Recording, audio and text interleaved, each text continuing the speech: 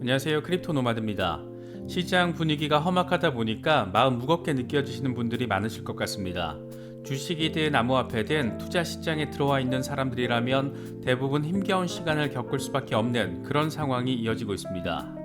비트코인이 과연 의미 있는 반등 모멘텀을 찾을 수 있을지, 다시 4만 달러 위에서 안정적인 흐름을 이어갈 수 있을지가 1차적인 관심사인 가운데, 그래도 다행인 게 조금의 반등세를 보이면서 39,000달러 전후에서 오르내리고 있는 모습을 보여주고 있습니다. 단기적으로는 어려운 흐름이지만 여전히 긍정적인 전망들도 이어지고 있는데, 최근 비트코인 3만 달러 붕괴 가능성을 거론했었던 비트맥스의 창업자 아서 헤이지가 이번에는 비트코인 100만 달러 가능성을 제시했습니다. 이게 또 뭔 뜬구름 잡는 소리냐 이렇게 바라볼 수도 있는데, 제시한 근거를 보면 상당히 그럴싸합니다. 중앙은행이 수익률 곡선 통제에 나설 경우에 이런 상황이 벌어질 수도 있다라는 건데, 대체 뭔 소린지, 어떤 근거로 이런 무시무시한 전망을 제시하는 것인지 분석해 보도록 하겠습니다. 리플 대표가 나서서 SEC와의 소송에서 패소해도 사업에 큰 지장 없다, 이렇게 사실상 SEC를 무시하는 면박성 멘트를 한 지 하루도 채 되지 않아서 이번에는 리플 아태 지역 총괄이 리플 소송이 글로벌 리플 채택에 별 영향이 없을 것이다, 이런 멘트를 내놨습니다. 리플 고위급 인사들이 번갈아 가면서 SEC를 다소 무시하는 멘트를 공개적으로 날리고 있는 건데, 이게 그냥 간단치 않은 결과로 이어질 가능성도 생각해 볼 수 있을 것 같습니다. 이더리움과 관련해서도 꽤 의미 있는 보고서가 나왔습니다. 디지털 자산 시장 분석 기업 메사리가 제시한 건데, 이더리움이 지분 증명으로의 전환을 마무리한 뒤에 하반기부터는 채권적인 성격이 부각될 것이고, 암호화폐가 전반적으로 주식과 차별화되는 계기가 마련될 수 있을 것이다, 이런 주장입니다. 확실히 이더리움의 체질 변화는 우리가 예상치 못한 수준의 파급력을 가져올 수도 있는 부분이 아닐까 생각됩니다. 이번 영상에서는 시장을 좀 더 거시적인 관점에서 나무보다는 숲을 본다라는 시각으로 바라보는데 좀 더 방점을 찍어보도록 하겠습니다. 단기적인 대응부터 중장기적인 관점 설정까지 여러 소식들 잘 참고하실 수 있으면 좋겠습니다. 본격적인 시작에 앞서서 좋아요와 구독 또 알림 설정을 꼭 부탁드리겠습니다. 영상 제작에 아주 큰 도움 된다는 말씀 함께 드립니다. 그럼 시작하겠습니다. 비트코인은 다행스럽게도 추가적인 후퇴를 확인하는 대신 39,000달러에 다시 올라서는 모습을 보여주면서 반등을 노리고 있는 상황을 확인해주고 있습니다. 과연 이제 바닥을 찍고 튀어 오를 건지, 좀 더 흔들리는 모습을 보이면서 우리 마음도 더 흔들리게 만들 건지 여러모로 주목되는 상황입니다. 우리 같은 일반적인 개미 투자자들이 멘탈이 급격하게 흔들릴 때 고수들은 저가 매수의 기회로 활용한다는 것은 이번에도 지속적으로 확인되고 있습니다. 크립토 퀀트의 기고가로 알려진 카우 이코노미는 비트코인 시장에서 스마트머니 역할을 하는 12개월에서 18개월 휴면 물량 보유자들은 이번 하락에서도 지속적으로 비트코인을 매집하고 있다. 그들은 상대적으로 저렴한 가격에 비트코인을 흡수하고 시장이 견인력을 얻어 강세 사이클에 있을 때 물량을 매도한다. 이들은 현재 매집을 지속하고 있고 매도는 일어나지 않았다. 통계적으로 그들은 높은 수익률을 기록하고 있고 장기적인 행동 패턴을 가져간다, 이렇게 설명을 했습니다. 이게 참 간단한 원칙인데 이건 따라하기조차 왜 이렇게 어려운지 모르겠습니다. 익명의 암호화폐 분석가 프라핏블루의 경우에는 나는 2022년 3월부터 37,000달러, 38,000달러, 39,000달러에서 바닥이라고 부르는 지점을 공유해 왔는데, 이후에는 전반적으로 비트코인이 강세를 보였다. 모두가 동의할 거라고 기대하진 않지만 이게 나의 관점이다. 다만 35,000달러가 깨지면 강세 전망은 무효화된다, 이렇게 밝혔습니다. 쉽게 말하면 지금 저점 지지를 잘 받아가면서 곧 반등 타이밍 찾아올 것이다, 이런 얘기를 지금 하고 있는 겁니다. 미국 달러의 강세 꽤 강력하게 진행되고 있습니다. 달러 인덱스는 2년 만에 102선을 돌파해내면서 원달러 환율 역시 무려 1260원을 돌파 마감했습니다. 달러 인덱스가 저항을 맞는 시점이 바로 비트코인이 상승 출발을 하게 될 시점으로 기대가 되는 상황이라서 달러 상황에 신경을 쓰지 않을 수 없는 그런 상황이 이어지고 있습니다. 이와 관련해서 익명의 분석가 마일스 크리에이티브는 달러가 위험지대에 들어오고 있다. 투더문을 할까? 아니면 고블린 마을로 갈까?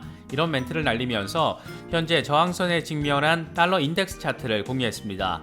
저항을 뚫어내고 추가적인 상승세를 이어갈지 아니면 저항 맞고 하락세를 확인하면서 이와 반대 흐름을 보이고 있는 비트코인의 상승세로 이어지게 될지 여러모로 주목되고 있는 그런 상황입니다. 헤지펀드계에서 나름 전설적인 인물로 평가받고 있는 레이 달리오는 달러 인덱스가 저항 맞고 튕겨 내려오는 부분에 좀 더 무게를 싣는 전망을 제시했습니다. 레이 달리오는 야후 파이낸스와의 인터뷰에서 지금 시점에서 미국 정부는 달러의 구매력 감소를 통제할 실질적인 방법이 없다. 투자자들은 검증할 수 있을 만큼 희소하고 지폐보다 생산이 어려운 암호화폐와 금 등의 자산으로 눈을 돌릴 것이다. 이렇게 말했습니다. 달러에 대한 수요가 줄어드는 만큼 암호화폐와 금 등의 수요가 늘어날 거라는 말을 지금 하고 있는 것으로 볼 수 있습니다.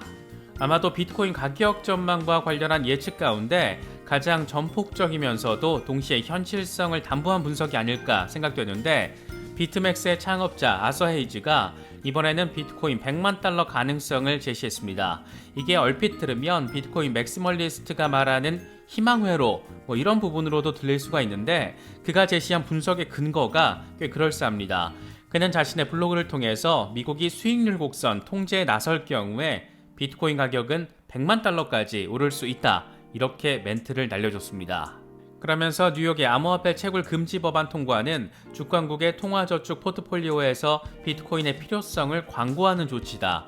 미국은 높은 인플레이션 환경에 노출돼 있고 만약 채권금리 상승에 따른 파산 위기를 모면하기 위해서 수익률 곡선 통제에 나설 경우에 달러 대 비트코인 또 금의 승부는 비트코인과 금의 승리로 끝날 것이다. 이럴 경우에 비트코인은 100만 달러, 금은 1만 달러에서 2만 달러까지 상승할 것이다.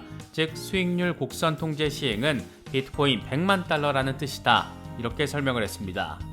수익률 곡선, 이 YCC의 개념이 조금 생소하고 어렵게 들릴 수가 있는데 YCC는 중앙은행이 특정 국채를 타깃으로 정하고 금리가 일정 수준에서 유지되도록 관리하는 것을 의미합니다. 이게 무서운 것은 기준금리를 넘어서 시중금리까지 중앙은행이 직접 통제하겠다라는 의지를 담은 통화정책 수단이기 때문입니다. 다시 말해서 양적 완화보다 더 적극적이고 공격적인 금리 조절 방식으로 기존에는 중앙은행이 국채를 대거 사들여서 시중의 유동성을 늘리고 이를 통해 장기 국채 금리를 낮추는 결과를 이끌어냈지만 YCC의 경우에는 중앙은행이 직접 키를 잡고 통제한다라는 점에서 더 강력한 수단이라고 할 수 있습니다.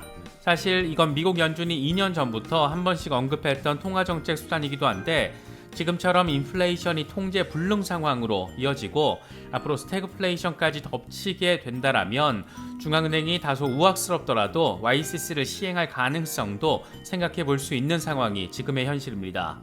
YCC는 시중금리가 일정 수준 이상으로 치솟는 것을 막는 역할을 해줄 수도 있지만 수요 공급에 따라 움직이는 시중 금리를 중앙은행이 강제로 통제한다라는 점에서 시장의 질서를 망가뜨릴 수도 있는 진짜 급할 때 쓸 수 있는 그런 조치라고 할 수 있습니다. 사실상 미국 연준이 인플레이션 통제력을 상실한 상황이기 때문에 이런 조치까지도 이제 고려할 만한 상황이라고 볼 수 있는 거고 만약 이게 시행될 경우에 비트코인 100만 달러가 가능하다. 지금 이런 얘기를 아서 헤이즈가 강조하고 있는 것으로 바라볼 수 있습니다. YCC 시행이라는 게 미국 연준으로서는 갈 때까지 갔다 이런 의미로도 해석될 수 있는 부분이어서 아마도 100만 달러까지는 몰라도 비트코인과 금 등의 자산에 엄청난 수요가 발생할 것이다. 이 정도는 충분히 예상해 볼 수 있을 것 같습니다. 앞선 영상에서 미국 퇴직연금 401k 자금을 비트코인에 투자할 수 있도록 하는 피델리티의 계획이 엄청난 특급 호재가 될 수 있다. 이런 점을 짚어봤었는데 이와 관련해서 스카이브리지 캐피탈의 안소니 스카라무치가 꽤 그럴싸한 비교로 이에 대한 평가를 제시했습니다. 그는 자신의 트위터를 통해서 피델리티는 1980년대 주식에 했던 것을 지금 비트코인에 하려는 것이다. 비트코인은 고정된 공급 물량을 가지고 있고 피델리티의 엔진은 비트코인에 대한 수요를 증가시킬 것이다. 이렇게 설명을 했습니다.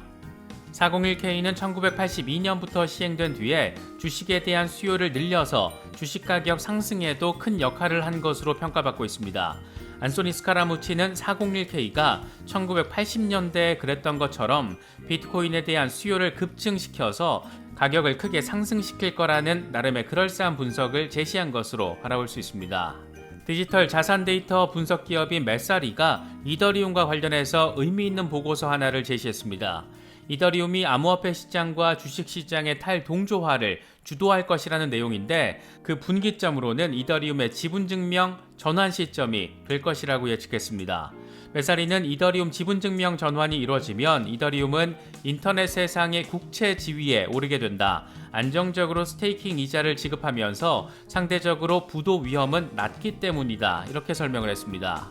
특히 에너지 소모가 적고 블록 보상 감소로 가격 상승이 전망되고 이더 예치율 이자가 높은 데다가 이자 지급은 일일 정산 방식이다. 통상 국채가 3개월이나 6개월 단위인 것과 비교했을 때 차별화되는 지점이다.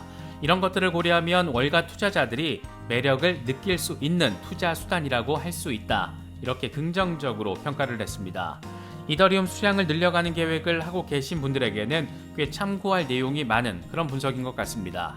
리플 CEO가 SEC와의 소송에서 져도 비즈니스에는 별 영향 없다. 이런 작심 멘트를 날린 지 하루도 채 지나지 않아서 이번에는 리플의 아태 지역 정책 총책임자 라울 아드바니가 SEC와의 소송이 글로벌 리플 채택에 있어서 영향이 없을 것이다. 이런 멘트를 내놓으면서 주목받고 있습니다. 그는 리플과 SEC의 소송은 빨리 해결해야 될 문제지만 SEC 소송과 상관없이 미국 외 글로벌 지역에서의 리플 채택은 늘어가고 있다. 이렇게 강조했습니다. 이어서 미국 외부 지역에서 가상자산 금융이 빠르게 적용되고 있다. 규제가 빠르게 확정될수록 가상자산 산업은 더 빠르게 성장할 수 있을 것이다. 이렇게 설명을 하면서 은근히 SEC의 무능함을 내보이기도 했습니다.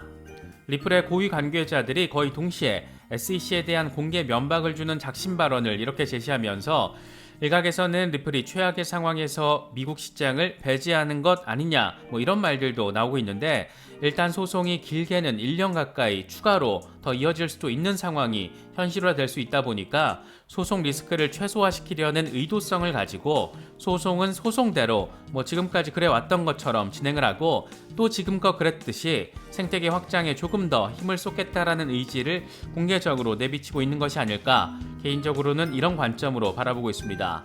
사실 리플 소송, 비트코인 현물 ETF 승인, 이더리움 지분 증명 전환, 이 굵직한 세 가지 이슈는 별도의 이슈이면서도 동시에 궤를 같이 하는 이슈들이기도 한데, 이와 관련해서는 추후에 별도의 영상을 통해서 분석해 보도록 하겠습니다.